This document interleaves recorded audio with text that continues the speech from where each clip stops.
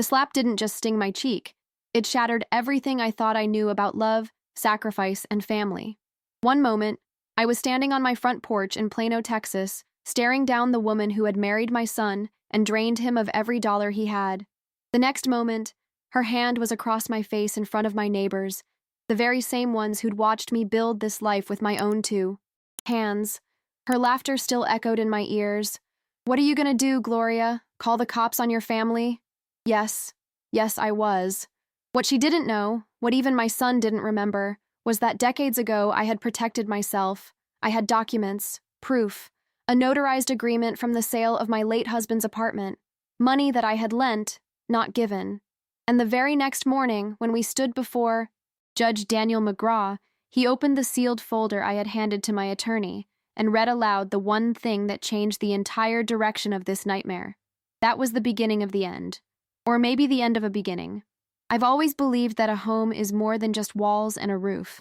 It's a sanctuary, a place where memories take root and grow like the rose bushes my George planted along our walkway 35 years ago. Those roses have survived Texas droughts, hailstorms, and even my occasional neglect. They're survivors, just like me. My name is Gloria Whitman. I'm 67 years old, and I've lived in this modest two-bedroom house in Plano since 1988. It's not fancy, just a simple ranch-style home with white siding and green shutters on a quiet street lined with pecan trees. But it's mine. Every mortgage payment, every leaky faucet repair, every coat of paint, George and I earned this place together. After George died of a heart attack 8 years ago, our son Joshua suggested I sell the house and move into something smaller, maybe one of those senior living communities with weekly bingo and monthly potlucks.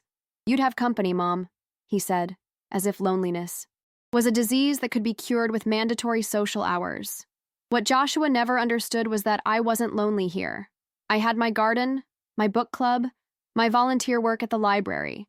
I had the neighbors who'd watched our son grow up, who brought casseroles when George died, who still waved from their porches when I collected the morning paper. This house held the echoes of George's laughter, the height marks we'd penciled on the kitchen doorframe as Joshua grew, the dent in the living room wall from when our son threw a baseball indoors after being told not to. How do you leave memories like that behind? Besides, we had always been careful with money. George had worked for the electric company for 35 years, and I'd been a school librarian until retirement. We'd saved, invested modestly, and even bought a small apartment in downtown Dallas as a rental property. That apartment was supposed to be our safety net, our cushion for whatever life threw at us in our golden years. Then Joshua met Alexa Caldwell at a friend's wedding. She was beautiful, tall and slender with honey blonde hair that always looked like she'd just stepped out of a salon. She had a marketing degree and worked for a cosmetics company, always dressed in clothes that looked expensive because they were. Her laugh was musical, but somehow always seemed to be directed at something rather than from genuine amusement. From the beginning, there was something about her that made me uneasy. A calculation behind her warm smiles, a sharpness in her eyes when she thought no one was watching. But Joshua was smitten. My quiet, thoughtful son, who'd always been so careful, suddenly couldn't make decisions fast enough when it came to Alexa. They married after dating for just 10 months. The wedding was at a vineyard in California, Alexa's choice. It cost more than George and I had spent on our entire first house. I wore a pale blue dress I'd found on sale and felt hopelessly out of place among Alexa's friends with their perfect teeth and practiced conversations. "Your son is so lucky," one of her bridesmaids told me at the reception, champagne glass dangling from manicured fingers. Alexa could have had anyone. The way she said it made it sound like my son had won a prize he didn't deserve. For the first year, they lived in Alexa's sleek downtown apartment. Joshua would bring her to Sunday dinners at my house, and she'd politely compliment my cooking while barely touching her food. She'd ask questions about my little garden or my cute crafts, with a tone that made them sound childish rather than fulfilling. Then 3 years ago, Joshua called me on a Tuesday evening. His voice had that forced casualness that immediately put me on alert. "Mom, Alexa and I have been thinking about buying a house. Something with a yard, room to grow." My heart lifted. Perhaps they were thinking about children, about putting down roots. "That's wonderful, sweetheart. Have you started looking?" "Well, that's why I'm calling. We found this amazing place in Preston Hollow. It's perfect. 4 bedrooms, a pool, mature landscaping.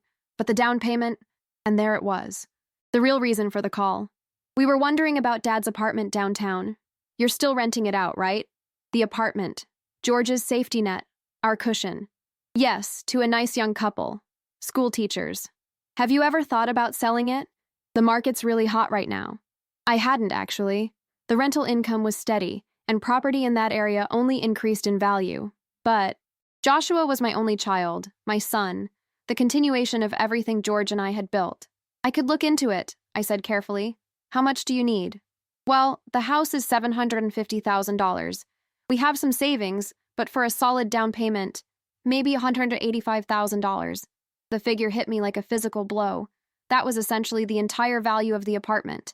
That's a lot of money, Joshua. I know.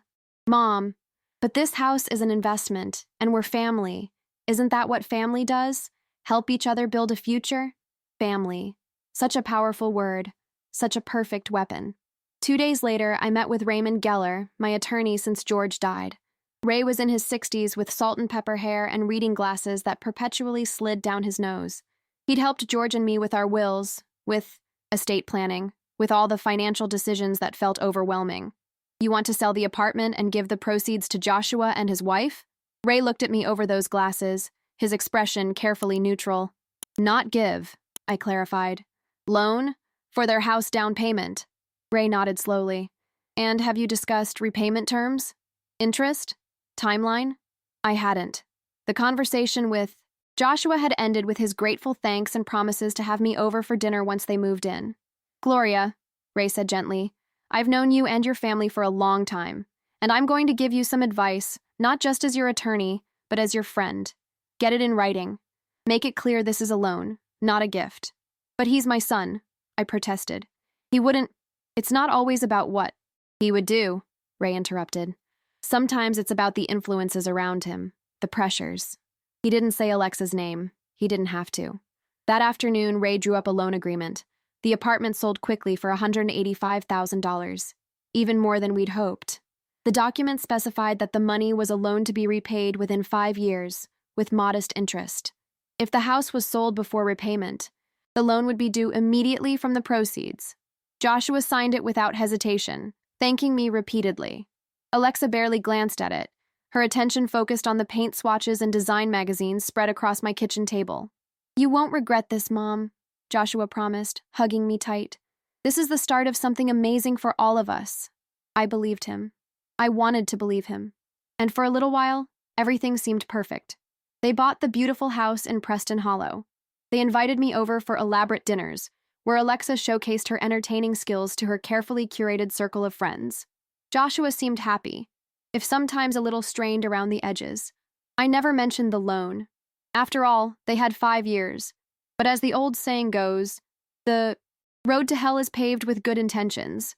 And I had just laid down the first stone on our path there. The first sign that something was wrong came about 18 months after Joshua and Alexa moved into their Preston Hollow home. I'd stopped by unannounced on a Saturday morning, something I rarely did, but I had extra tomatoes from my garden and thought they might enjoy them. The house looked different. The carefully manicured front beds had weeds poking through. A section of gutter hung loose near the garage. The elegant wrought iron bench that had sat on the front porch was gone. Joshua answered the door in sweatpants and a faded t-shirt, stubble on his cheeks. For a moment, he looked almost startled to see me. Mom, what are you doing here? I brought tomatoes, I said, holding up the basket. Fresh from the garden? Is everything okay? Of course, he said quickly. Too quickly. Come in. Alexa's at a work thing. Marketing retreat. The inside of the house told a different story than the one Joshua was trying to sell. The elegant furniture that had been delivered with such fanfare was gone, replaced by pieces that looked hastily purchased from a discount store. The expensive art had vanished from the walls, leaving faint rectangles on the paint where they'd once hung. Joshua, I said carefully, setting the tomatoes on the kitchen counter. What's going on? He ran a hand through his hair, a nervous gesture he'd had since childhood. Nothing's going on. We're just redecorating. By removing things and not replacing them? He wouldn't meet my eyes. It's a minimalist phase. Alexa read about it in a magazine. I didn't push. Perhaps I should have. But the tightness around his mouth, the defensive hunch of his shoulders, they warned me off. My son was a grown man. His marriage, his finances, they were his business unless he chose to make them mine. So I changed the subject, asked about his job at the accounting firm, told him about my book club's latest A selection.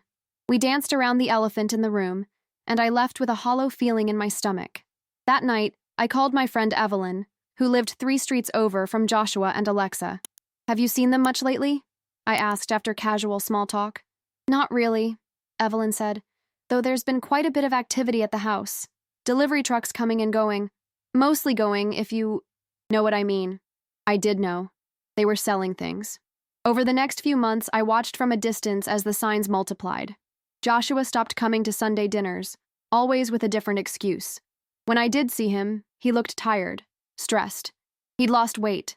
Alexa was rarely with him, always busy with work events, friend obligations, salon appointments. Then came the call that confirmed my worst fears.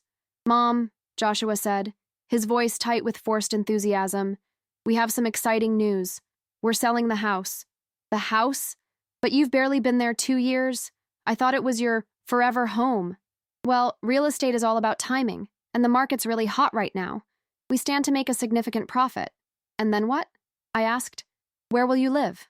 A pause. We're exploring options. That was Joshua speak for, I have no idea.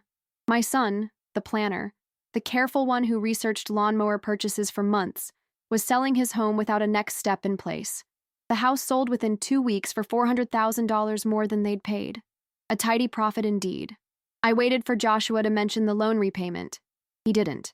I waited for him to call and tell me their next move. He didn't. For 6 weeks, I heard nothing. My calls went to voicemail. My texts received brief, non-committal responses. All good. Just busy with the move. Talk soon. Then, on a warm Sunday afternoon in May, a black Range Rover I didn't recognize pulled into my driveway. Joshua got out of the passenger side. Alexa emerged from behind the wheel, sunglasses perched on her. Perfect hair. The back was packed with luggage. My heart sank as I opened the front door. Surprise! Alexa called out, arms spread wide as if expecting applause. Look who's come for a visit. Joshua at least had the grace to look uncomfortable. Hey, Mom. Got a minute to talk? We sat in my living room, the same furniture I'd had for 15 years, comfortable if a bit worn. Alexa perched on the edge of my armchair as if afraid it might contaminate her designer jeans. We've been thinking, Joshua began, that same forced enthusiasm in his voice. With the housing market so unpredictable, it makes sense to wait before buying again. Smart, I nodded. So you're renting? Actually, Alexa cut in, her smile bright but not reaching her eyes. We thought we'd stay here for a while. With you. The statement hung in the air. My small 2-bedroom house. Me, my son, and the daughter-in-law who could barely tolerate my cooking. Here? I repeated. But where would you sleep? I only have the 1 spare bedroom. Oh, that's plenty. Alexa waved her hand dismissively. We don't need much space. Just a little landing spot while we strategize our next move. Speaking of moves, I said. Carefully. The house sale. You must have done well. Joshua shifted uncomfortably. We did. Market was great, like I said. So the loan? I prompted. From your father's apartment? Alexa's laugh was like breaking glass. Oh, Gloria, money comes and goes so fast these days. We had to invest in our future. Your future, I repeated. And what investments were those? Joshua stared at his hands. Alexa's smile never wavered. Well, I needed reliable transportation, hence the Range Rover. And Joshua needed a good wardrobe for networking. And I've been developing a business with my cousin, a beauty startup. Very exclusive. Very cutting edge. I see, I said, though I didn't, not really. And the loan repayment wasn't part of these calculations? Mom. Joshua finally looked up. We're family. I always assumed that money was to help us get started. A gift. A gift, I echoed, the word hollow in my mouth. Despite the loan document you signed, with repayment terms? Oh, those legal things. Alexa waved her hand again, as if swatting away an annoying fly. Everyone knows those are just formalities. Family helps family, right? And now we're here to help you. This house is so much for one person to maintain. You're not getting any younger, Gloria. The way she said my name, like it was something distasteful, finally broke through the shock. No, I said quietly. Alexa's perfect eyebrows arched. No what? No, you cannot stay here. This is my home, not a landing pad.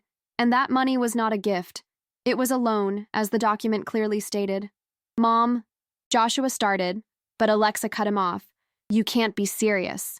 Her voice had lost its musical quality, turning sharp-edged. After everything we've done for you, inviting you to our parties, including you in our lives, what you've done for me? I repeated, incredulous. You've spent my retirement safety net, ignored a legal agreement, and now want to move into my home without even asking first? See, Joshua? Alexa turned to my son, her expression shifting to one of wounded innocence. I told you she's always resented me, always thought I wasn't good enough for her precious son. Joshua looked trapped, his eyes darting between us. Mom, please, we really need this, just for a little while. Something in me broke then, a dam holding back years of careful silence, of swallowed comments, of watching my son become someone I barely recognized. Where is the money, Joshua? $400,000 in profit, plus the original down payment from your father's apartment. Where did it all go? You think this is about money? Alexa stood, her face flushing. This is about family, about taking care of each other. But I guess you wouldn't understand that, would you? Too busy with your sad little garden and your book club ladies. I understand family perfectly, I said, standing as well. Family doesn't take advantage. Family respects boundaries. Family honors commitments. Oh, please, Alexa scoffed. You think this house will matter in 5 years when you're in a nursing home? Be grateful we're even offering to stay with you. I looked at my son, waiting for him to defend. Me, to say something, anything, to the woman who was dismissing my entire existence. He stared at the floor. I think you should leave, I said quietly. Leave? Alexa laughed. And go where? To a hotel? Waste more money just because you're being stubborn? That's not my concern, I replied. This is my home, and I'm asking you to leave.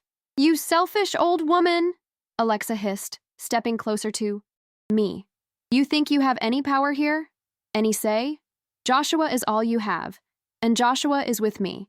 You're just a lonely widow who'll die alone if you push us away. I felt a curious calm settle over me then, the kind that comes when a decision is so clear, so necessary, that all doubt vanishes. Get out of my house, I said evenly. Now, what happened next seems almost unreal in retrospect, like watching a scene from a movie rather than my own life. Alexa's face contorted with rage. She stepped even closer, her designer perfume overwhelming in its sweetness. What are you gonna do, Gloria? Call the cops on your family? And then, before I could respond, her hand connected with my cheek, a sharp, stinging slap that echoed in the quiet room. The force of it made me stagger back a step. For a moment, no one moved. No one spoke.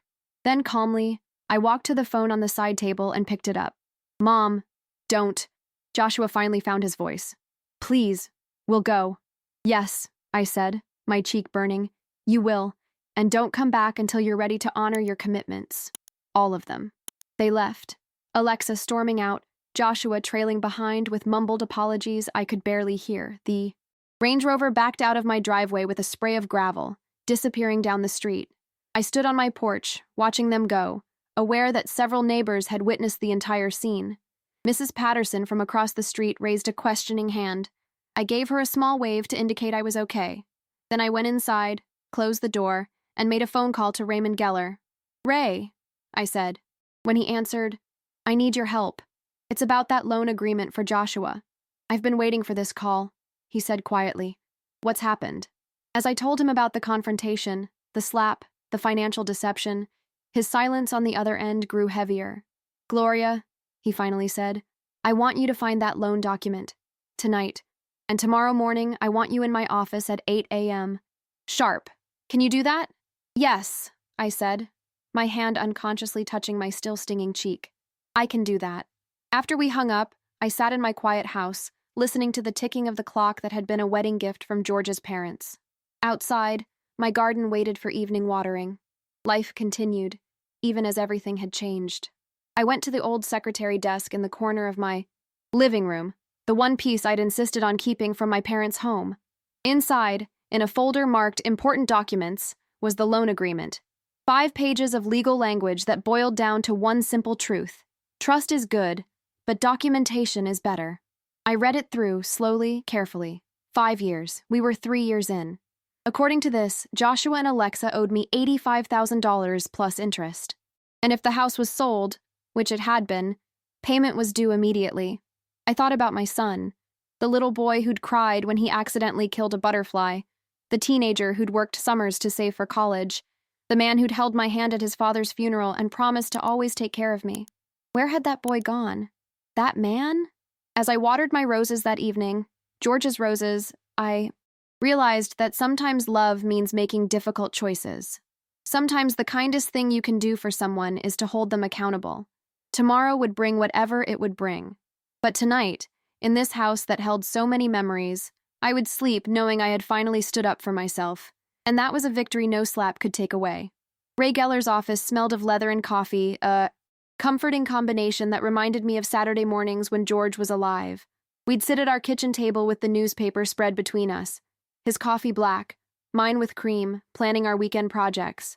Those simple moments, I missed them with an ache that never quite faded. "You look tired, Gloria," Ray said, gesturing to the chair across from his desk. "Did you sleep at all?" "A little," I admitted. The truth was, I'd spent most of the night cycling between anger, hurt, and a gnawing worry about Joshua. Where were they staying? What would this do to our relationship? Had I gone too far? Ray adjusted his reading glasses and opened the folder containing the loan agreement. "I reviewed this again last night. It's ironclad, Gloria. The terms are clear, the signatures, witnessed and notarized. If they sold the house, the loan becomes due immediately." "I don't want to hurt Joshua," I said quietly. "He's still my son." Ray leaned forward, his expression gentle but firm. "This isn't about hurting Joshua. This is about protecting yourself, and him, from her. Sometimes the kindest thing we can do for someone is hold them accountable." It was as if he'd read my thoughts from the night before. I nodded slowly. "What's the next step?" "I filed an emergency petition with the court. Judge McGraw has agreed to hear us this morning. He's a fair man, believes in the sanctity of contracts, and—" Ray hesitated, then continued. "I've also requested a domestic violence restraining order." "A restraining order?" I touched my cheek reflexively. The skin was tender, slightly swollen. "Isn't that extreme? Gloria, she assaulted you, in your own home, in front of witnesses. That's not a family disagreement. That's a crime." When he put it that way, it was hard to argue. Still, something in me resisted. What will happen to them? To Joshua? Nothing legally, unless he violates the restraining order. To Alexa? That depends on how she responds to the court's decisions. But my primary concern is recovering your money and ensuring your safety. 2 hours later, I sat in courtroom 3B of the Collin County Courthouse, a building I'd driven past hundreds of times but never entered. The room was smaller than I expected, with dark wood paneling and the seal of Texas mounted behind the judge's bench. Ray sat beside me, his briefcase open, documents arranged in precise stacks. The courtroom door swung open, and Joshua entered alone. He looked awful, pale, unshaven, his clothes wrinkled as if he'd slept in them. Our eyes met, and for a moment, I saw confusion, hurt, and something else. Shame, perhaps. He quickly looked away, taking a seat on the opposite side of the aisle. 5 minutes passed, then 10. Just as Judge McGraw's clerk announced he was ready to begin, Alexa swept in, followed by a man in an expensive suit who I assumed was her attorney. She'd clearly taken time with her appearance, hair perfectly styled, makeup flawless, wearing a conservative navy dress that screamed, respectable young professional. Her eyes skimmed over me without acknowledgement. Judge Daniel McGraw was a tall man with silver hair and bushy eyebrows. He reviewed the documents before him silently, then looked up, surveying the courtroom over reading glasses not unlike Ray's. "We have 2 matters before us today," he began, his voice deep and measured. "A petition to enforce a loan agreement between Gloria Whitman and Joshua Whitman, and a request for a domestic violence restraining order against Alexa Whitman. Mr. Geller, as the petitioner's counsel, you may proceed." Ray stood, buttoning his jacket. "Your Honor, my client entered into a legally binding loan agreement with her son and daughter-in-law 3 years ago. The amount was $85,000 to be used as a down payment on a home. The terms were clear: repayment within 5 years or immediately upon sale of the property. The property has been sold with substantial profit, yet no Repayment has been offered or made. Alexa's attorney rose. Your Honor, Thomas Brennan representing Mrs. Alexa Whitman. This was clearly a family gift, not a loan. Mrs. Whitman Sr. is now trying to recharacterize her generosity out of spite. A gift, Ray countered. Then why the loan document? Why the signatures? Why the notary? Judge McGraw held up a hand. I have the document here, Mr. Brennan. It's quite explicit in its terms. Does your client dispute signing it? Brennan glanced at Alexa, who whispered something to him. Your Honor, my client acknowledges the document exists, but contends it was never meant to be enforced. It was merely a formality to satisfy Mrs. Whitman's need for structure. The judge's bushy eyebrows rose slightly. A formality. I see. He turned his attention to me. Mrs. Whitman, was this $85,000 intended as a gift to your son and daughter-in-law? I straightened in my seat. No, Your Honor. It was always a loan. The money came from selling an apartment my late husband and I had owned, our retirement safety net. I was happy to help my son, but not at the expense of my own security. Judge McGraw nodded, then turned to Joshua. Mr. Whitman, what was your understanding of this arrangement? Joshua stood slowly, his shoulders hunched. I signed the document, Your Honor. I understood it was a loan. At the time. At the time? The judge prompted. Joshua glanced at Alexa, who was staring at him with an intensity that made my heart ache for my son. Later, it seemed like... Mom never mentioned repayment, so I thought, maybe... Did Mrs. Whitman ever explicitly state the money was now a gift? Judge McGraw asked. No, Joshua admitted softly. She never said that. Alexa made a sound, something between a scoff and a hiss. Judge McGraw's gaze shifted to her. Mrs. Whitman, the younger, he clarified. Do you have something to add? Alexa stood, smoothing her dress. Your Honor, this isn't about money. It's about, control. Gloria has never approved of me. Never thought I was good enough for her son. This is her way of punishing us for being independent, for building our own life. By enforcing a contract you signed? The judge asked, his tone neutral but his eyes sharp. We invited her to every dinner party, included her in our lives, and how does she repay us? By throwing us out when we need a temporary place to stay, by rejecting her own family. Judge McGraw held up the loan document. Mrs. Whitman, this agreement states that upon sale of the property, the loan becomes due immediately. Records show the house sold 6 weeks ago for a substantial profit. Have you made any attempt to repay this loan? Alexa's perfect composure slipped for just a moment. We had other financial priorities. See? The judge set the document down. And regarding the restraining order request, Mrs. Whitman Sr. alleges you struck her across the face yesterday. Is this accurate? Thomas Brennan quickly intervened. Your Honor, if there was any physical contact, it was minor and in the heat of an emotional family discussion. Minor? Ray stood again. My client has visible bruising. There were witnesses. This wasn't a touch on the arm. It was a full open-handed slap, with enough force to make her stagger. Judge McGraw looked at me again. Mrs. Whitman, would you describe what happened? I recounted the conversation as precisely as I could remember it, ending with Alexa's words and the slap. As I spoke, I watched Joshua's face. He stared at the floor, shoulders increasingly hunched with each detail. Mr. Whitman, the judge said when I finished, were you present for this interaction? Joshua nodded miserably. Yes, Your Honor. And is Mrs. Whitman's account accurate?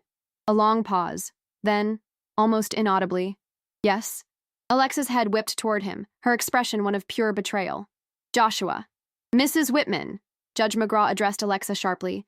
There will be no outbursts in my courtroom. He shuffled through the papers before him, made a few notes, then set his pen down with a deliberateness that commanded attention. I've heard enough. This court finds that the document in question constitutes a valid, legally binding loan agreement. The loan of $85,000 plus agreed-upon interest is due immediately. Furthermore, based on testimony and the visible evidence of assault, I'm granting the restraining order against Alexa Whitman. He turned to Alexa directly. Mrs. Whitman, you are ordered to remain at least 100 yards from Gloria Whitman and her residence for a period of 90 days. Any violation will result in your arrest.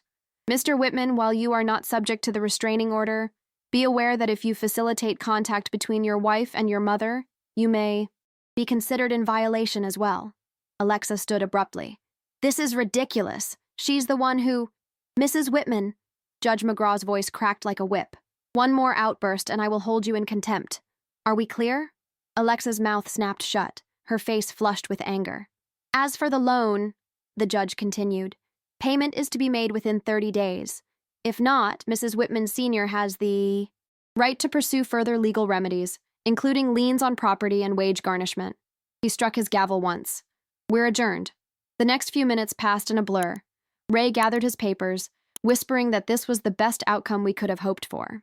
Across the aisle, Thomas Brennan was having an intense conversation with Alexa, who kept shooting venomous glances in my direction. Joshua sat alone, looking lost. As Ray and I moved toward the exit, Joshua approached hesitantly. Mom! Alexa called sharply from across the room.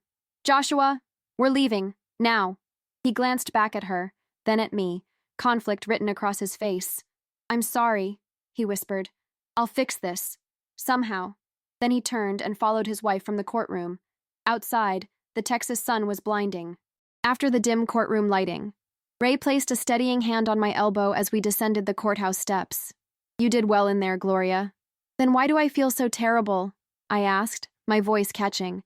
Because you're a mother, and no matter how old they get, no matter what they do, a part of you will always see them as that little boy who needed you to kiss their scraped knees better. I nodded, unable to speak past the lump in my throat. Go home, Ray advised gently. Rest. This was just the first step. The road ahead might be bumpy, but you've stood your ground. That counts for something. At home, I moved through my quiet rooms like a ghost. I watered George's roses mechanically, made a sandwich I couldn't eat, and finally sat in my reading chair with a book I couldn't focus on. The house that had always been my sanctuary now felt strangely hollow, as if the day's events had sapped it of its warmth. As evening fell, my phone rang. Unknown number, I answered cautiously. Mom? Joshua's voice. It's me. I'm at a hotel, alone. Can we talk? I hesitated, my finger hovering over the phone's screen. Part of me wanted to hang up, to protect myself from more hurt, but a stronger part, the mother part, couldn't turn away. Yes, I said finally. We can talk. Not on the phone, Joshua said, his voice low as if he didn't want to be overheard. Can I come over? Just me. I promise. I thought about the restraining order, about Ray's warnings, about the sting of Alexa's hand across my face. The diner, I suggested instead. The one on Parker Road. 30 minutes. Millie's Diner had been a Plano institution since before Joshua was born. George and I used to take him there for Saturday morning pancakes, his little legs swinging from the booster seat as he drowned everything in syrup. The place hadn't changed much. Same red vinyl booths, same slightly sticky menus, same comforting smell of coffee and grilled onions. I arrived first, sliding into a booth near the back where we could talk privately. Maureen, a waitress who'd worked there for at least 20 years, brought me a cup of coffee without asking. Just you tonight, Gloria? She asked, setting down a small pitcher of cream.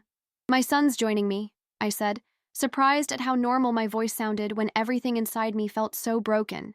Joshua arrived 5 minutes later, looking even more disheveled than he had in court. He slid into the booth across from me, his eyes red-rimmed and shadowed. Thanks for coming, he said quietly. Maureen appeared with another coffee. Well, look who it is. Haven't seen you in ages, Joshua. You want your usual Denver omelet? Joshua managed a weak smile.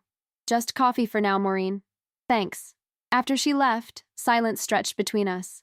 I stirred cream into my coffee, watching the liquid swirl from black to caramel. Joshua stared at his untouched cup. I don't know where to start, he finally said. The beginning is usually good, I suggested, trying to keep my tone gentle. He nodded, took a deep breath. The money's gone, Mom. All of it. The profit from the house, our savings, even the retirement account I started at my first job. It's all gone. Though I'd suspected as much, hearing it confirmed sent a chill through me. How? Where did it go? Everywhere. Nowhere. He ran a hand through his hair, that familiar nervous gesture. The Range Rover was just the start. There were designer clothes, first-class trips to places we couldn't afford, investments in her cousin's business that never produced a dime of return. Alexa has expensive tastes. And you just went along with it? I couldn't keep the incredulity from my voice. You don't understand what it's like with her, Joshua said, a defensive edge creeping in. When she wants something, she makes it seem like the most reasonable thing in the world, like you're the crazy one for questioning it. And if you do question it, he trailed off. What happens if you question it, Joshua? I asked softly. He wouldn't meet my eyes. She gets cold, distant, says things like I don't really love her, that I'm controlling, that I'm just like my father, too cautious, too boring. The mention of George made my breath catch. Your father was a good man who took care of his family. That's not boring. That's integrity. I know that. Deep down, I know that. Joshua's voice cracked slightly. But when you're with someone who makes you feel small every day, who picks at every decision, who laughs at the things you care about, eventually you start to believe them. My heart ached for my son, but a part of me was also angry. Why didn't you tell me? Ask for help? Pride at first, then shame. And honestly, I was afraid you'd say, I told you so. That you'd confirm what Alexa always said, that you never thought she was good enough for me. I never said that, I protested. But you thought it, Joshua countered. Admit it, Mom. You never liked her. I took a sip of coffee, giving myself a moment to choose my words carefully. I wanted to like her, Joshua. I tried to like her. But what I thought about Alexa isn't as important as what you think about. Her. Do you still love her? After everything that's happened? He looked out the window at the parking lot, lights from passing cars sliding across his face. I don't know who she is anymore, or who I am when I'm with her. He turned back to me. Did she really hit you? You were there, I reminded him gently. You saw it. I know, but it happened so fast. And then in court today, hearing you. Describe it. He shook his head. I keep thinking about Dad. What he would say if he knew I stood there and did nothing while someone hurt you. The mention of George again. This time the pain of it was sharper. Your father would be disappointed, I said honestly. But he would also understand that people make mistakes, that we can get lost sometimes. The important thing is finding our way back. Joshua's eyes filled with tears. I don't know if I can find my way back from this, Mom. I've lost everything. Our house, our money, my self-respect. And now I might lose you too. You haven't lost me, I said firmly. I'm angry, yes. Hurt, definitely. But you're my son. Nothing changes that. Even after I let you down, after I didn't defend you, after I let her spend the money you loaned, us without a word of protest. Even after all that, I confirmed. But Joshua, love doesn't mean there aren't consequences. The court ruling stands. The money needs to be repaid. He nodded miserably. I know. But how? I told you, it's all gone. What about your job? You're still at the accounting firm, right? His gaze dropped to the table. I was let go 3 months ago. Budget cuts, they said. But I think Alexa had been calling in sick for me too often, making me miss deadlines. Oh, Joshua. I reached across the table and covered his hand with mine. It felt cold. Where have you been staying since yesterday? A Motel 6 off the highway. It's all I could afford with what's left in my checking account. Alexa's staying with her cousin, the one with the beauty startup. He made air quotes around the words, his expression bitter. And what happens now? With you and Alexa? He was silent for a long moment. I don't know. Part of me thinks I should try to make it work. We took vows, for better or worse. But another part, he looked up at me, his eyes suddenly clearer than they'd been all evening. Another part thinks that staying with someone who would hit my mother is its own kind of betrayal. Of you, of Dad, of the man I was raised to be. I squeezed his hand. Only you can make that decision, Joshua. But whatever you decide, you need to start rebuilding your life. Get a job. Find a place to live. Start paying back the loan. Will you help me? He asked, sounding suddenly like the little boy who'd needed help with his math homework. Not with money, he added quickly. I don't deserve that. But with guidance, I guess. Getting back on my feet. The request warmed something in me that had been cold since the slap. Yes, I said. I'll help you. But there have to be boundaries, Joshua. Clear ones. And consequences if they're crossed. He nodded. I understand. And the restraining order, I won't break it. I won't bring her near you. Good. I took another sip of coffee, feeling some of the tension ease from my shoulders. Now you should order that Denver omelet. You look like you haven't eaten a proper meal in days. A ghost of a smile touched his lips. Probably because I haven't. He ordered the omelet. I had a slice of apple pie. We talked about small, practical things, job possibilities, affordable apartments in the area. the upcoming schedule for repayments. It wasn't the comfortable, easy conversation we'd once shared, but it was a start, a fragile bridge being rebuilt one plank at a time. As we prepared to leave, Joshua hesitated. I can't come back to your house, can I? Because of the restraining order against Alexa. Not for now, I confirmed. Even though you're not named in it, it's better to be cautious. We can meet here, or at the library, or the park. He nodded, understanding in his eyes. I'm going to make this right, Mom. Somehow. I know you will, I said, and realized I meant it. Outside, the night was warm, stars obscured by city lights. We stood awkwardly by my car, the weight of everything said and unsaid hanging between us. Drive safely, I told him, falling back on mother phrases that had always been part of our goodbyes. You too, he hesitated, then stepped forward and hugged me, briefly, awkwardly, but a hug nonetheless. Thank you, he whispered, for not giving up on me. I watched him walk to his car, not the Range Rover, but an older Honda I didn't recognize. As he drove away, I felt a complicated mix of emotions. Relief that he'd reached out, worry about his future, lingering hurt from his betrayal, and beneath it all, a cautious hope. That night, I slept better than I had in weeks. Not because everything was fixed, far from it, but because at least now we were dealing with truth instead of lies. And truth, painful as it can be, is always a better foundation than deception. The next morning, I was weeding my garden when my phone rang. Unknown number again, but different from Joshua's. Mrs. Whitman, this is Detective Marcus Rivera with the Plano Police Department. I'm calling about your daughter-in-law, Alexa Whitman. My heart stuttered. Is Joshua all right? Your son is fine, ma'am, but I'd like to ask you a few questions about Mrs. Alexa Whitman and her business activities. Specifically about a company called Luminous Beauty Collective. Are you familiar with it?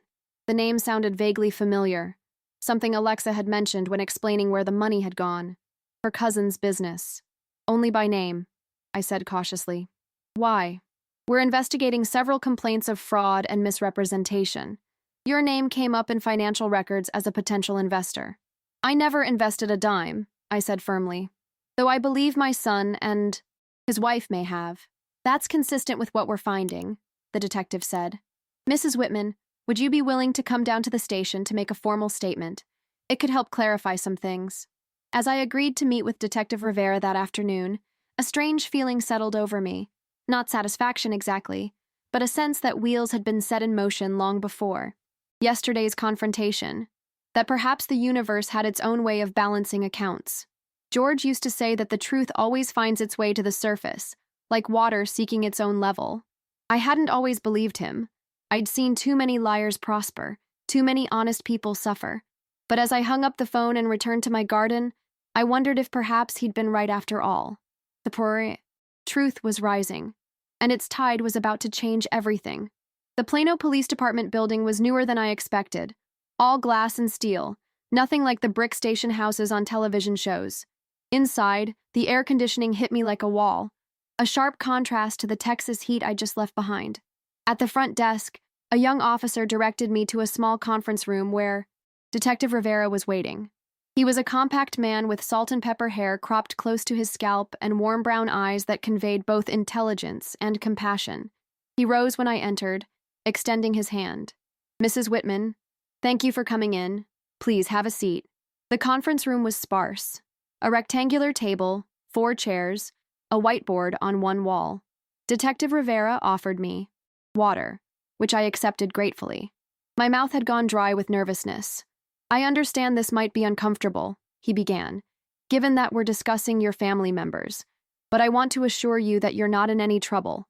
We're simply trying to establish a clear picture of what's been happening with Luminous Beauty Collective. I told you on the phone, I never invested in that company, I said, perhaps a bit too defensively. I believe you, he nodded, but your name appears in some of their promotional materials as an angel investor. They've been using your endorsement to lend credibility to their operation. My endorsement? I echoed, stunned. I never endorsed anything. Detective Rivera slid a glossy brochure across the table. There, among testimonials from supposed satisfied customers, was a quote attributed to me.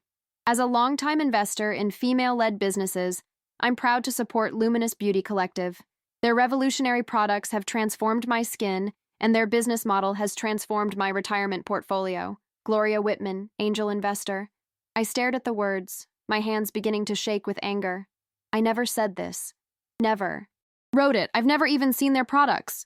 We suspected as much. Detective Rivera nodded, taking the brochure back. Mrs. Whitman, what do you know about Cynthia Caldwell? Alexa's cousin? I frowned, trying to recall what little I knew. Not much. I met her at Joshua and Alexa's wedding.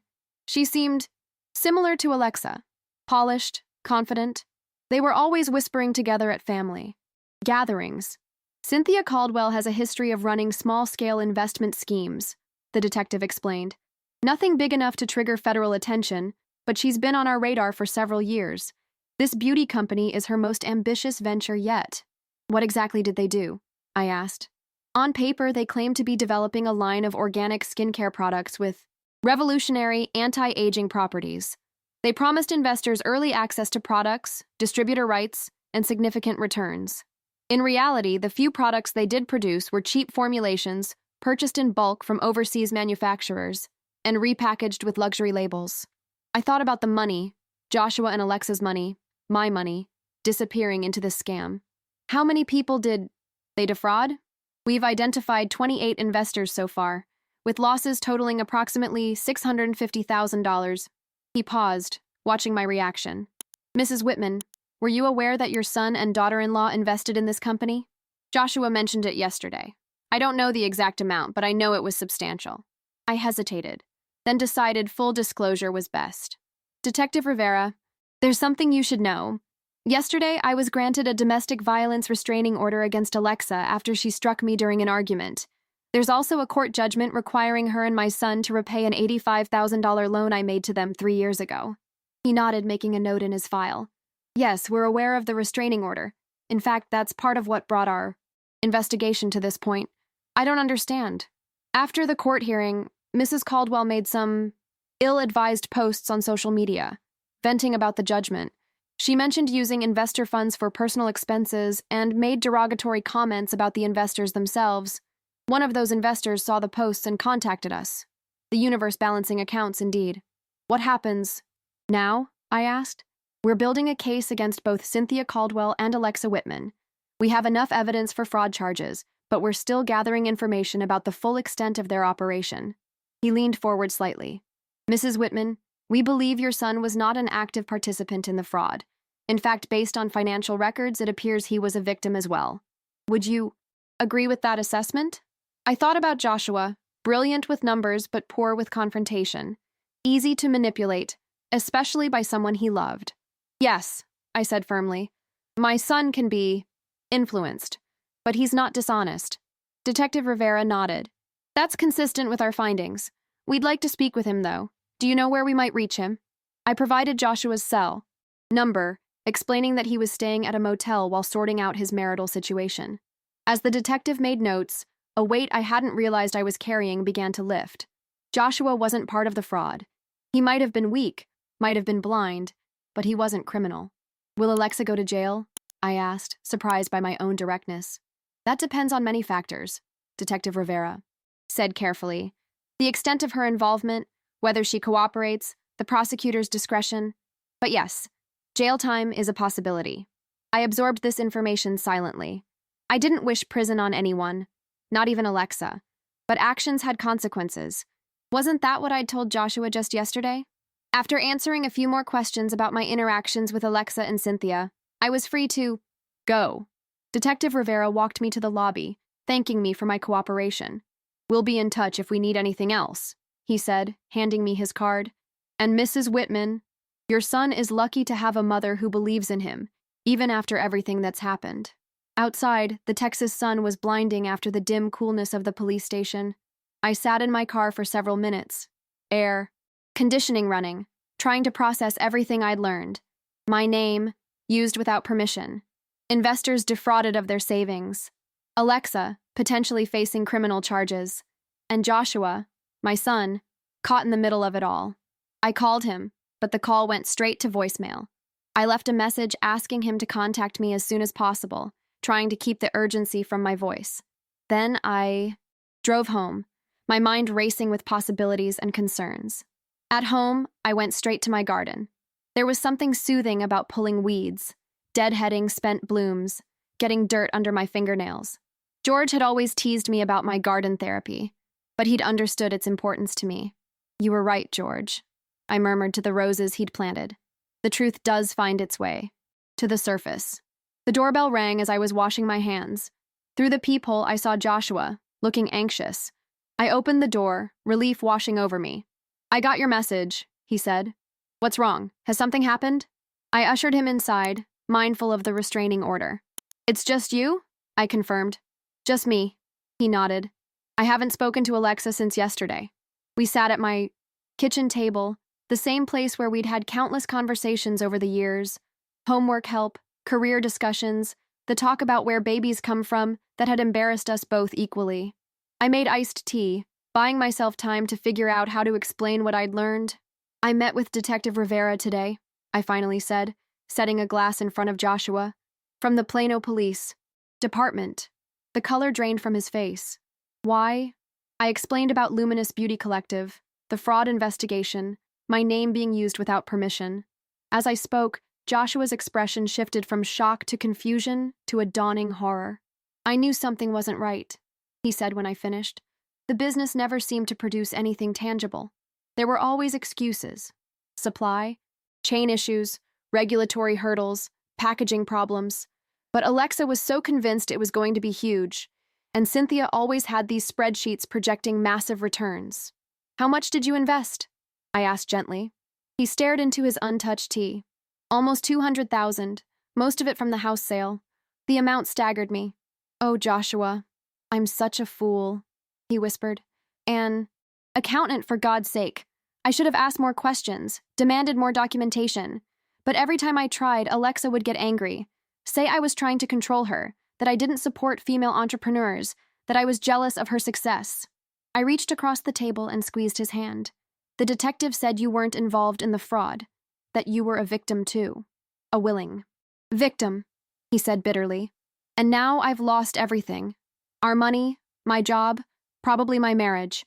And I've put you in this position too, having to bail me out again." "I'm not bailing you out," I corrected him. "I'm standing beside you. There's a difference." Joshua managed a weak smile. "Mom, the detective, did he say what's going to happen to Alexa?" "He said charges are likely, for both her and Cynthia."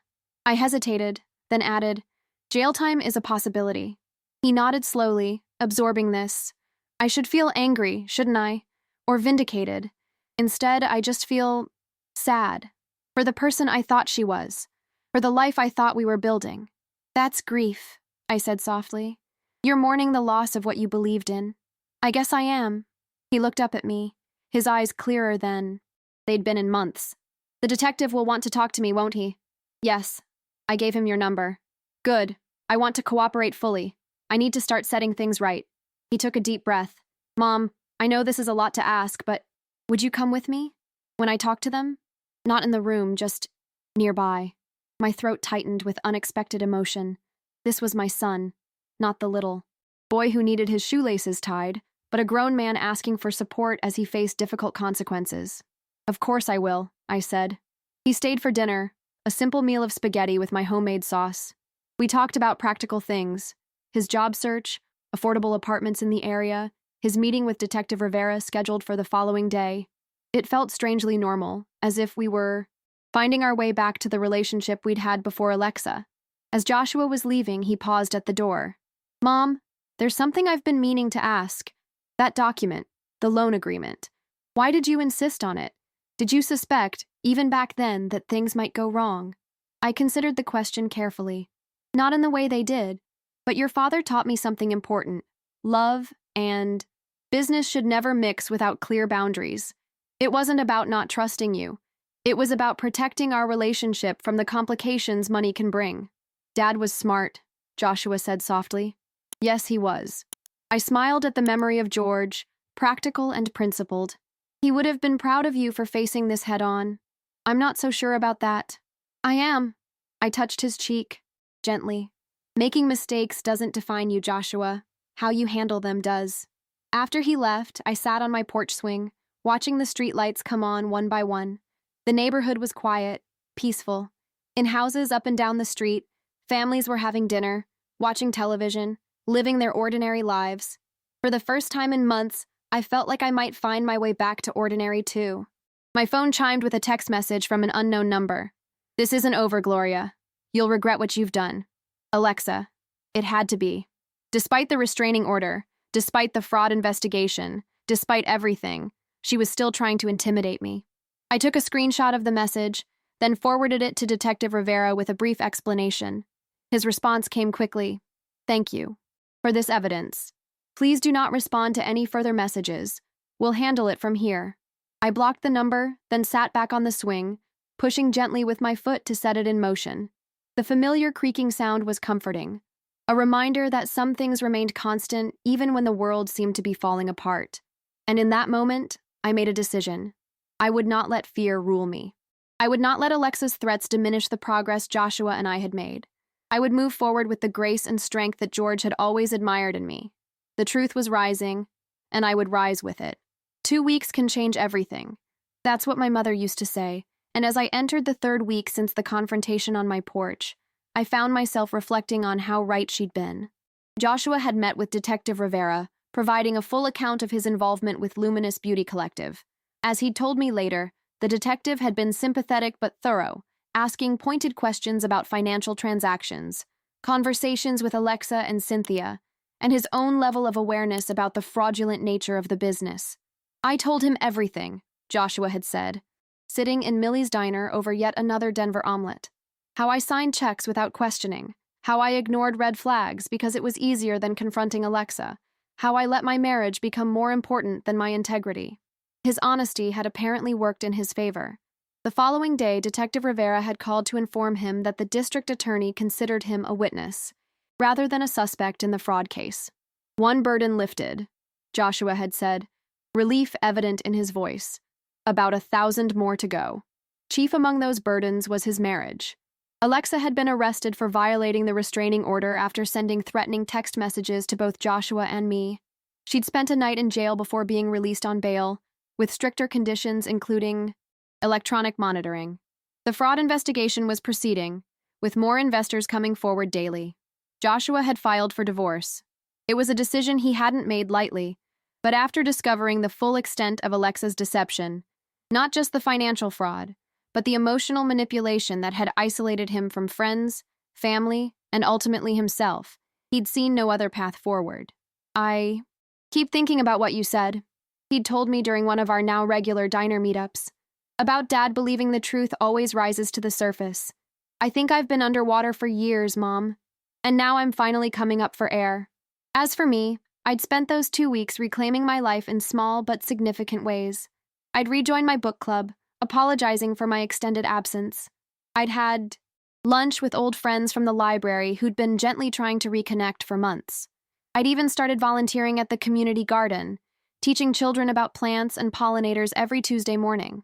I was in that garden, showing a group of 3rd graders how to identify beneficial insects, when my phone buzzed with a text from Joshua. "Got the job. Starting Monday. Dinner tonight to what? Celebrate?" The position was at a small accounting firm, not as prestigious as his previous employment, but honest work with decent pay. Enough to afford the modest 1-bedroom apartment he'd rented in a complex not far from my neighborhood. Enough to begin repaying the loan, as he'd insisted on doing despite my offer to create a more flexible arrangement.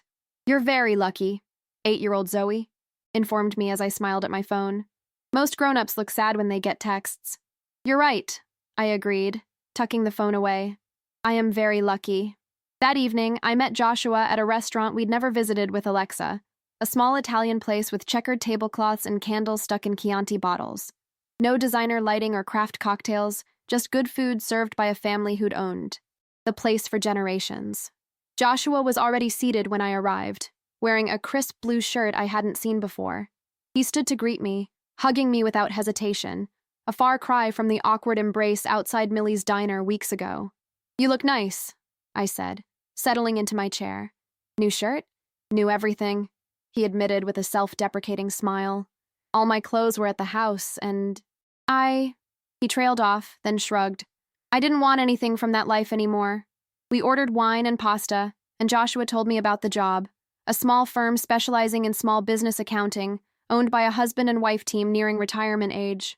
They're looking for someone who might eventually take over the practice, he explained, a hint of cautious excitement in his voice. It's not flashy, but it's stable, respectable. It sounds perfect, I said sincerely. I'm proud of you, Joshua.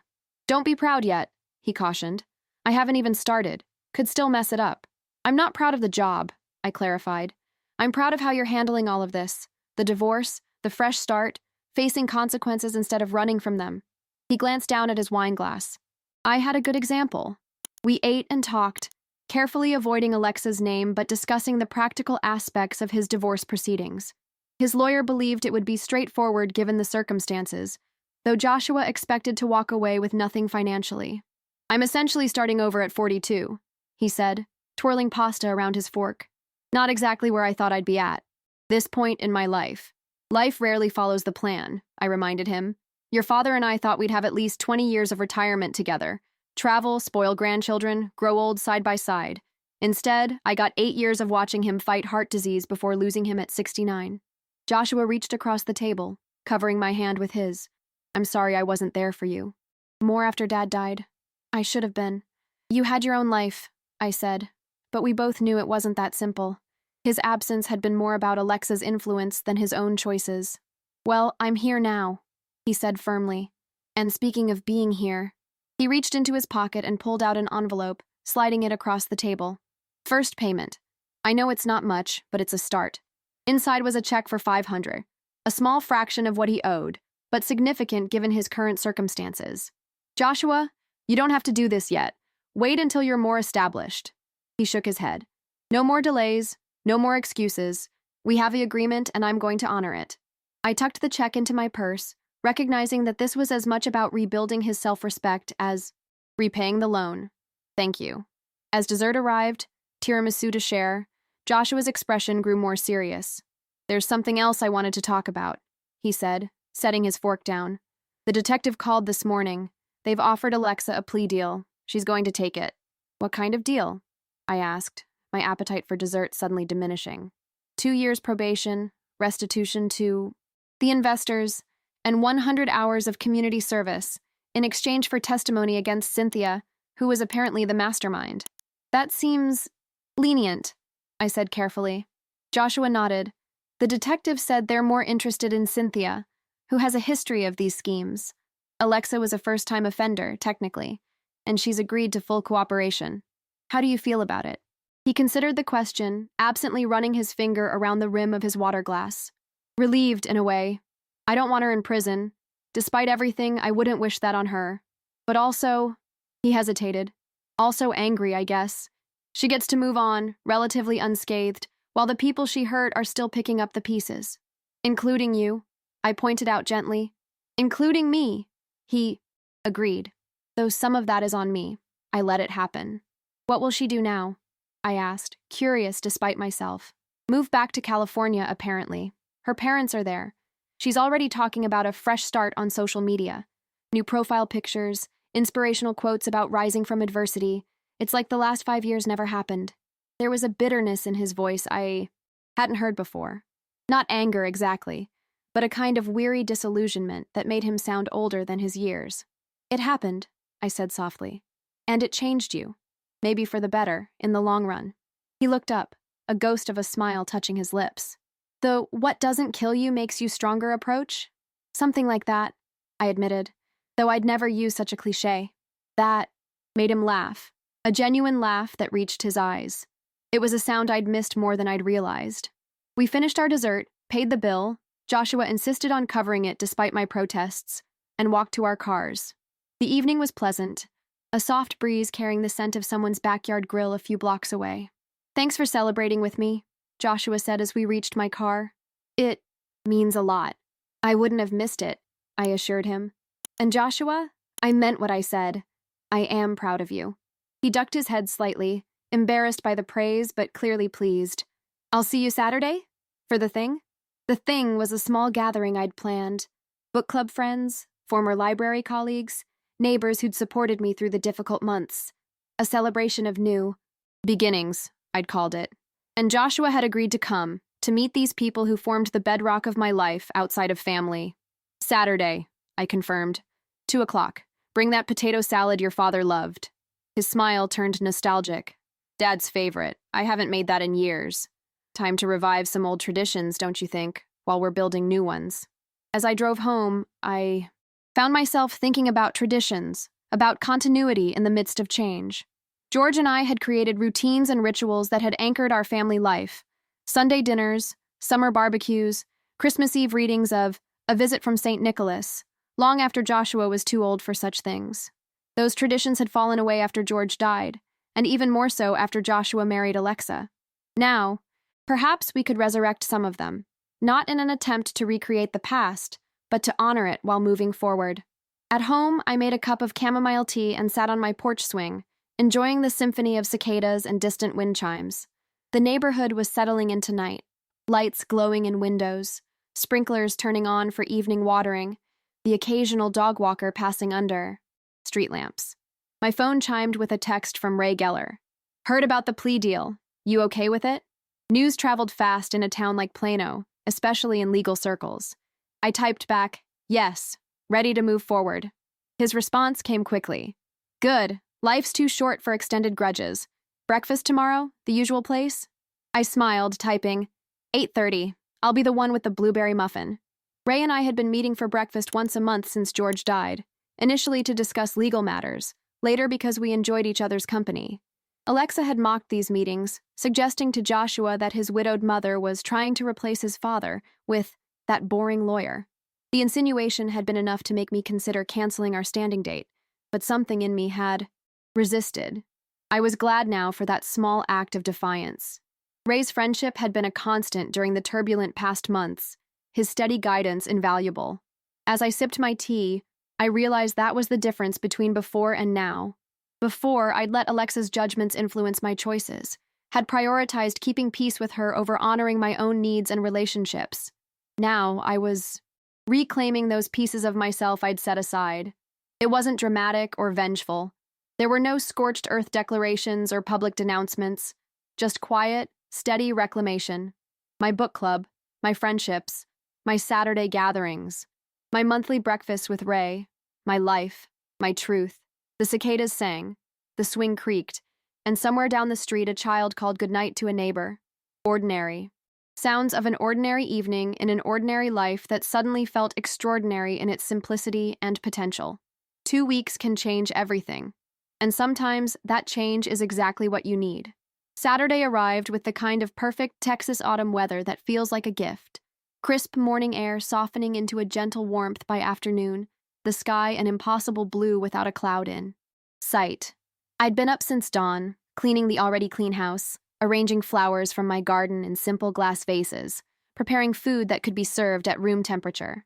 You're overthinking this, I told my reflection as I smoothed my hair for the third time. It's just friends, just a casual gathering. But we both knew it wasn't just anything. This was the first time in years I'd hosted a proper gathering in my home. The first time Joshua would meet the people who'd become my support system while he was absent from my life.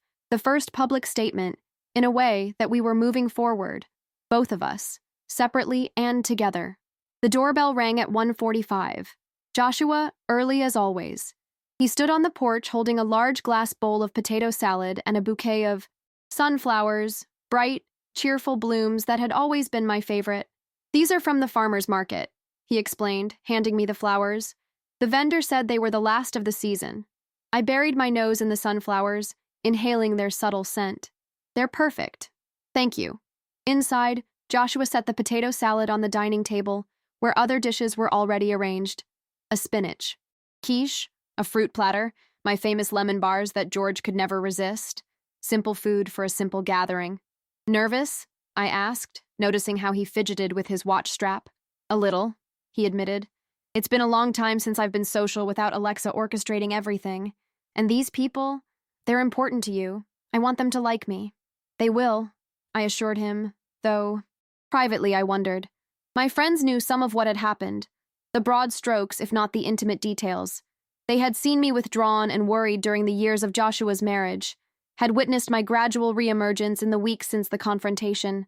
They were protective of me, especially Evelyn, who had strong opinions about children who neglected their parents. At 2 o'clock, exactly, the doorbell rang again. The gathering had begun. They arrived in small groups, Evelyn and her husband Robert, my book club friends Martha and Joan, Ray Geller with a bottle of excellent wine, neighbors from up and down the street, former colleagues from the library. 14 people in all, filling my modest house with conversation and laughter. I watched Joshua navigate the social currents with a grace I hadn't expected. He helped serve drinks, engaged genuinely with each person, and answered questions about his new job with unforced enthusiasm. When Evelyn cornered him near the fireplace, her expression stern beneath her perfectly coiffed silver hair, I nearly intervened. But Joshua held his ground, listening intently to whatever she was saying, nodding occasionally, his face serious but open. Later, as guests helped themselves to second helpings of food, Evelyn approached me in the kitchen where I was brewing fresh coffee. "That son of yours," she began, and I braced myself for criticism. "He's got more of George in him than I realized." It wasn't what I'd expected. "What do you mean?" "Honesty," she said simply. "No excuses, no deflection." I asked him straight out why he'd abandoned you during your time of need, and you know what he said? "I have no justification, only regret and a commitment to do better." George to the core. My throat tightened unexpectedly. "He's trying." "We all are, honey." Evelyn patted my arm. "That's all any of us can do." As the afternoon progressed, I found myself relaxing into the warmth of friendship and community. These people, some I'd known for decades, others more recent additions to my life, had created a safety net I hadn't fully appreciated until now. They had checked on me after George died, had invited me to dinners and events when they sensed my loneliness, had gently but persistently kept me connected to the world outside my grief. Around 4 o'clock, Ray Geller clinked his glass for attention. The room quieted, all eyes turning to him. "I'd like to propose a toast," he said, raising his wine glass, "to Gloria, a woman of extraordinary grace and resilience, and to new beginnings, which are always possible, no matter what chapters have come before." "To Gloria," the group echoed, glasses lifted. "To new beginnings." I felt my cheeks warm with a mixture of embarrassment and pleasure. Joshua, standing across the room, caught my eye and raised his glass specifically to me, a private acknowledgement within the public one. As conversations resumed, Ray made his way to my side. "Successful gathering," he observed, "though I'm not surprised. You've always had a gift for bringing people together. Even when I was at my most isolated? Especially then," he said. "You maintained connections, however tenuous. That's more than many manage during difficult times." We were interrupted by Martha from book club, asking Ray's opinion on a legal thriller we'd recently discussed. I used the opportunity to circulate among my guests, refilling glasses, collecting empty plates, ensuring everyone was comfortable. In the kitchen, I found Joshua washing dishes despite my earlier insistence that everything could wait until after the party.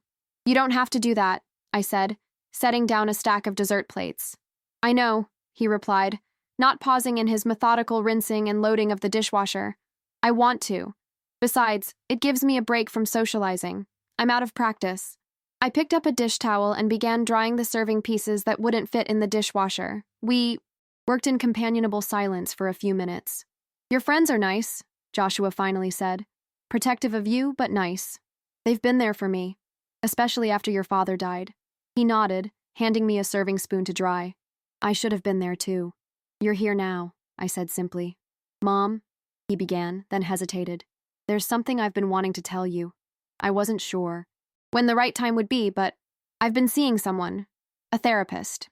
It wasn't what I'd expected him to say. "That's wonderful, Joshua.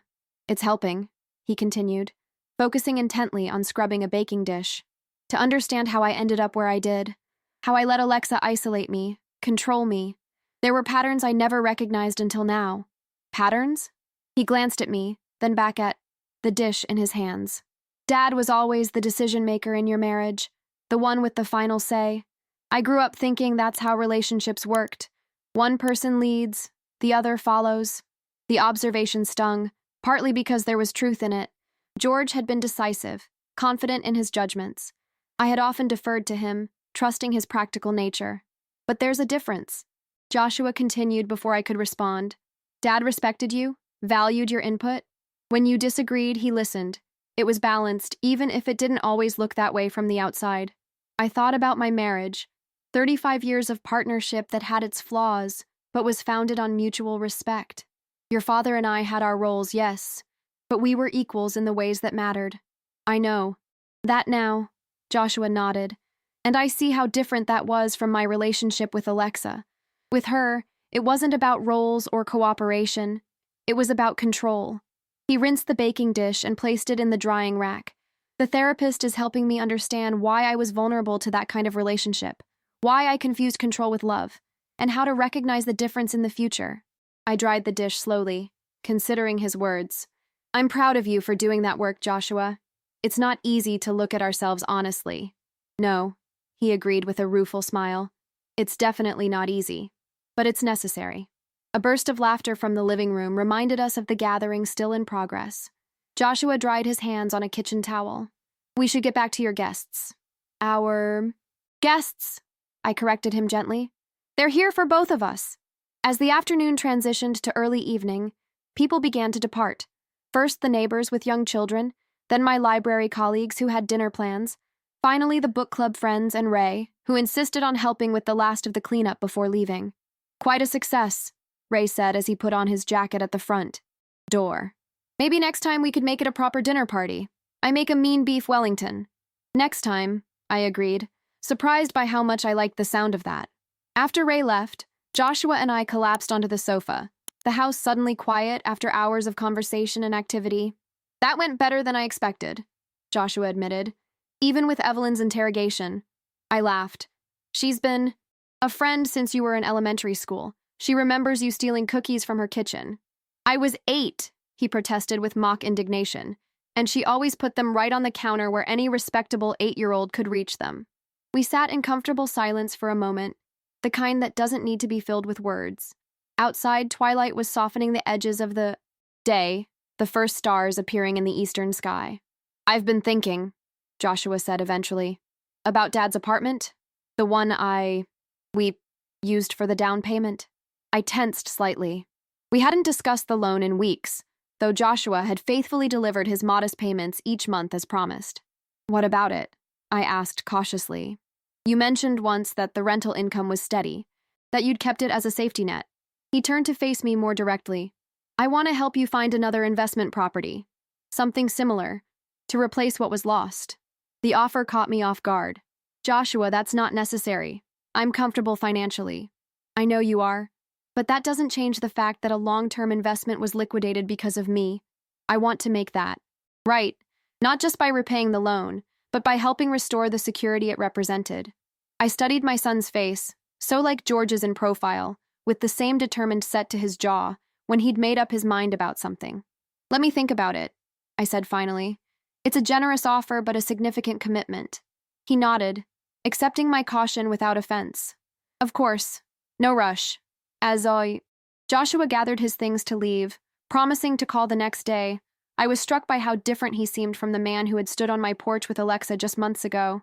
There was a clarity to him now, a groundedness that reminded me of George at his best. Joshua, I said as he was about to walk out the door. I was wrong earlier. About what? When I said you have George in you. That's true, but it's not the whole truth. I reached up to touch his cheek, a mother's gesture that transcended his adult status. You have the best of both of us in you. And now, finally, you're becoming fully yourself. His eyes brightened with emotion. Thanks, Mom. That means everything.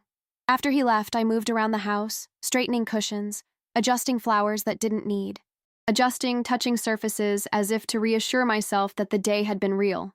The gathering, ordinary by most standards, had felt like a milestone, a public declaration that life was continuing, evolving into something new but no less valuable. In the kitchen, I found a small envelope propped against the fruit bowl that hadn't been there earlier. Inside was a note in Joshua's handwriting. For new traditions and old memories. Love always, Jay. Beneath the note was a gift certificate to a garden center, the one where George and I had bought his beloved roses all those years ago. New traditions and old memories. The perfect description of where we found ourselves, honoring the past while building a future neither of us could have anticipated. Outside, George's roses swayed gently in the Evening breeze, their late-season blooms a testament to endurance and renewal. I thought about cycles, how endings lead to beginnings, how loss creates space for new growth, how truth, once surfaced, changes everything it touches. My phone chimed with a text from Ray. Excellent party. Lunch Tuesday? The new bistro on 15th Street? I smiled, typing back. Looking forward to it? New traditions? Indeed. 6 months can transform a landscape completely, from winter's barren stillness to spring's tentative greening to summer's lush abundance. As I knelt in my garden on a warm June morning, coaxing stubborn weeds from between the thriving roses, I reflected on how the same was true of human lives. 6 months since the gathering at my house. 6 months of steady, incremental rebuilding. 6 months of Joshua keeping his promises. The monthly loan payments, the Sunday dinners, the honest conversations that sometimes left us both emotionally drained, but ultimately stronger. 6 months of my own quiet renaissance, rejoining community organizations, accepting dinner invitations, hosting my book club in rotation, and yes, having lunch with Ray Geller more frequently than our old monthly schedule had allowed. You've got dirt on your cheek, a familiar voice observed from behind me. I turned to see Joshua standing at the garden gate, dressed casually in jeans and a faded UT Austin t-shirt, holding 2 large cups from the coffee shop down the street. It's not a proper gardening session without dirt somewhere, I replied, accepting the offered hand to help me stand. My knees protested the movement, a reminder that at 68, I wasn't as nimble as I once had been. Joshua handed me one of the cups. Iced chai latte, and before you say anything, yes, I remembered the extra cinnamon. We settled on the porch swing, our preferred spot for morning conversations. It was Saturday, our unofficial weekly check-in time that had evolved naturally over the past months. How was your week? I asked, sipping the perfectly spiced chai. Busy. Tax season's finally winding down, but we're still catching up on all the extension filers. Joshua had thrived at the small accounting firm, his meticulous nature and genuine interest in helping small business owners making him a natural fit. And I closed on the condo yesterday. This was significant news. After months in the one-bedroom apartment, Joshua had saved enough for a down payment on a modest condominium in a well-established complex not far from my neighborhood. It wasn't the sprawling Preston Hollow showplace he'd once owned with Alexa, but it was his, bought with his own earnings, within his actual means. Congratulations. When do you move in? Next weekend, he said, a hint of pride in his voice. It needs some work, new flooring, updated bathroom, but the structure is solid. Good bones, as Dad would say. The mention of George brought a familiar warmth. We spoke of him more freely now, incorporating his memory into our conversations rather than avoiding it as we once had. He would have loved helping with those renovations, I said. Remember how he tackled that bathroom remodel here? Took him 3 weekends, but he refused to hire it out. Joshua laughed. I remember being drafted as his reluctant assistant. I learned more plumbing terminology that month than I ever wanted to know. Skills that will serve you well now, I pointed out. True. He took a long drink of his coffee. Speaking of skills, how are the computer classes going? This was my own new venture, teaching basic digital literacy to seniors at the community center. What had started as a casual offer to help a neighbor navigate email had evolved into structured twice-weekly sessions that now had a waiting list.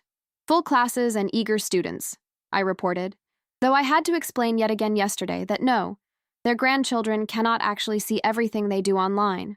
The eternal fear of every senior internet user, Joshua chuckled. We talked for another hour about his renovation plans, my upcoming book club selection, a new recipe I wanted to try for Sunday dinner. Ordinary conversation between mother and son, remarkable only in its unremarkability after so many years of strained communication. As Joshua was preparing to leave, he had materials to purchase for the condo projects. He hesitated, at the porch steps. Mom, there's something I've been meaning to tell you. I ran into Alexa last week. My grip tightened involuntarily on my empty cup. Oh? At the grocery store, of all places. I thought she'd moved back to California, but apparently she's been working for a marketing firm in Dallas. How was that? Seeing her? I tried to keep my tone neutral, though my heart rate had accelerated at the mere mention of her name. Joshua considered the question carefully. Weird, surreal, but also less affecting than I expected. She looked the same. Perfect hair, designer clothes. But it was like seeing someone from a previous life. Someone I used to know but don't anymore. Did you speak? Briefly. Polite small talk. She mentioned she's engaged again. Some executive at her firm showed me the ring. He shook his head slightly. 6 months after our divorce was finalized. I can't say I'm surprised. And how did that make you feel? I asked gently. Honestly? Relieved. For him, mostly. Joshua's smile was rueful but genuine. And for me, that I'm not still caught in that cycle. That I recognized what was happening before. He trailed off, but the implication was clear before he lost everything, including himself. After Joshua left, I remained on the porch swing, thinking about cycles and patterns. How easy it is to remain trapped in them, how difficult but necessary it is to break free. Alexa had moved on to a new relationship, likely carrying the same behaviors and expectations that had characterized her marriage to Joshua, but my son had chosen a different path, one of self-awareness and growth. I thought about my own patterns too. After George died, I'd fallen into a quiet routine of solitude, not unhappy exactly, but limited. Safe. The confrontation with Alexa, painful as it had been, had jolted me out of that comfortable stagnation, forcing me to reassert my boundaries, reclaim my voice, reconnect with my community. My phone chimed with a text message. Ray, still on for the farmer's market tomorrow? Brunch after? I smiled, typing back, absolutely.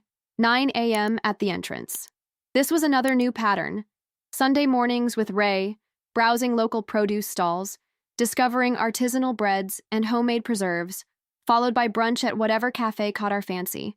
Not quite dating, but more than friendship. A comfortable companionship between two people who had lived full lives and weren't in a rush to define whatever was developing between them. The next morning dawned clear and bright.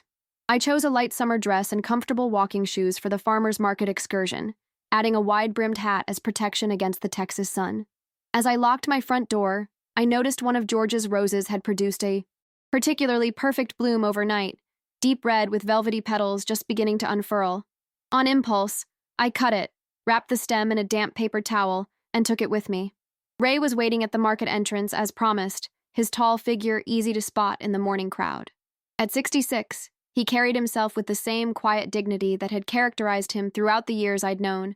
Him, first as George's friend and attorney, later as my own advisor, and now as something more complex and evolving.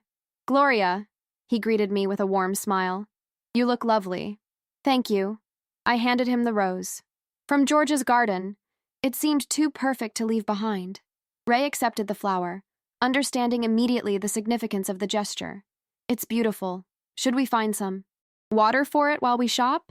We wandered through the market, filling our bags with fresh peaches, artisanal cheese, crusty bread, and herbs for my garden. We chatted with vendors we'd come to know over the months, sampled honeycomb from a local beekeeper, debated the merits of different varieties of tomatoes. Simple pleasures shared in comfortable companionship, at brunch, seated at a sidewalk. Cafe with our market purchases safely stowed, Ray placed the rose, now in a small vase provided by the sympathetic hostess, in the center of our table. I've been thinking, he said, uncharacteristically hesitant, about our arrangement. Our arrangement? I echoed, suddenly uncertain. These Sunday mornings, the occasional dinners, the symphony last month. He adjusted his glasses, a gesture I'd come to recognize as a sign of thoughtfulness rather than nervousness. I've enjoyed them immensely. As have I assured him. I wonder if perhaps... He paused, then continued with more confidence. Perhaps we might acknowledge that there's something developing between us, something more than friendship. I felt a flutter of something I hadn't experienced in years, not since early days with George. Not quite nervousness, not quite excitement, but a blend of both. I think that's fair to say, I agreed carefully. Ray smiled, visibly relieved. Then would you consider making this us more official? I'm not suggesting anything dramatic, just the acknowledgement that we're together. A couple. The word couple hung in the air between us, simultaneously weighty and liberating. I thought about George, about our 35 years together, about the grief that had nearly consumed me after his death, about the gradual healing that had allowed me to remain open to life's possibilities. I would like that, I said simply. Though I warn you, My son has become quite protective. You may be subject to interrogation. Ray laughed. I welcome it. In fact, I've been wanting to talk with Joshua about some investment opportunities I think might interest him. For both of you, actually. Investment opportunities? Remember that apartment complex on Ridgeway that I mentioned a few weeks ago? The owner is finally ready to sell, and it would be an excellent income property. The kind of steady investment that creates security for the future. I understood immediately what he was suggesting. A replacement for the downtown apartment, the safety net that had been liquidated for Joshua and Alexa's down payment. A way to restore what had been lost. That's very thoughtful, I said, touched by his consideration. But Joshua and I have discussed similar ideas. I'm not sure. This would be different, Ray interrupted gently. This would be a partnership. You, Joshua, and several other investors, including myself. A shared venture with shared responsibility and shared returns. No loans, no dependencies, just a smart business decision among equals. The concept was appealing, not just financially, but symbolically. A fresh approach to family finances that honored boundaries while allowing collaboration. A new pattern to replace the old. I'd like to hear more about it, I said. And I think Joshua would too. Ray covered my hand with his touch warm and reassuring. No rush. The property will be available for at least a month while inspections are completed. Plenty of time to consider all angles. As we finished our brunch and gathered our market purchases, I found myself reflecting on the journey of the past year. From the confrontation on my porch to this moment of new possibilities, professionally, financially, personally. So much had changed, yet the core values remained constant. Honesty, respect, boundaries, connection. The following Sunday, Joshua joined Ray and me for dinner at my house. While I prepared a salad in the kitchen, I could hear them in the living room. Ray outlining the investment opportunity in his methodical way, Joshua asking thoughtful questions about financing, maintenance costs, and projected returns. Their voices blended companionably, the younger man eager to learn, the older man willing to share his knowledge. So different from the strained silence that had characterized Joshua's visits during his marriage to Alexa, when conversation had felt like navigating a minefield. Later, as we sat around the dining table, I'd inherited from my parents, the same table where Joshua had done his homework, where George and I had planned our finances, where Ray and I now shared Sunday dinners.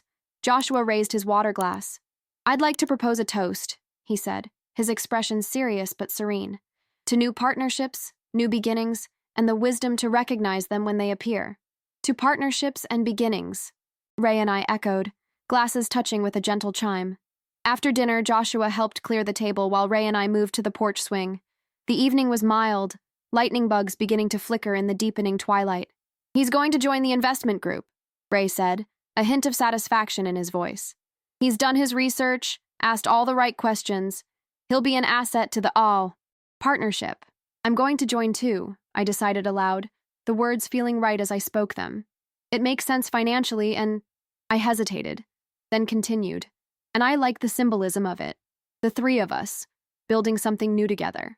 Ray smiled, taking my hand in his. I was hoping you'd say that. Inside, Joshua was loading the dishwasher, a task he'd taken on without being asked, just as he'd taken on so many responsibilities over the past months. I watched him through the window, this son of mine who had lost his way and found it again, who had faced his failures and emerged stronger for the experience. You know, Ray said, following my gaze, in 30 years of legal practice, I've seen many families torn apart by money and misunderstanding, but I've rarely seen the kind of healing you and Joshua have managed to achieve. It's remarkable. Not remarkable, I corrected gently. Just necessary. We're family. When the truth finally surfaced, we had a choice. Let it destroy us completely, or use it to rebuild something better. The truth always rises, Ray murmured, like water finding its level. I turned to him, surprised. George used to say that exact thing. I know, Ray smiled. He said it to me once when I was handling a particularly difficult case. It stuck with me all these years. The coincidence, or perhaps it wasn't coincidence at all, wrapped around me like a warm embrace. George's wisdom, still resonating, still guiding us, in a way. When Joshua joined us on the porch a few minutes later, the three of us sat in comfortable silence, watching. The stars emerge one by one in the darkening sky. No need for words, just the peaceful acknowledgement of connection, past to present, lost to renewal, individual journeys converging into shared experience.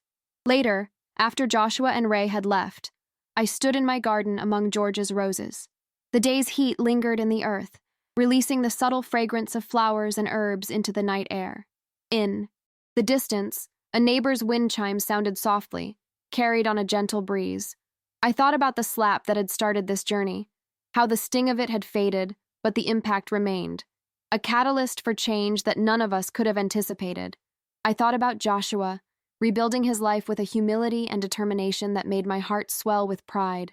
I thought about Ray, offering companionship and possibility when I'd least expected it.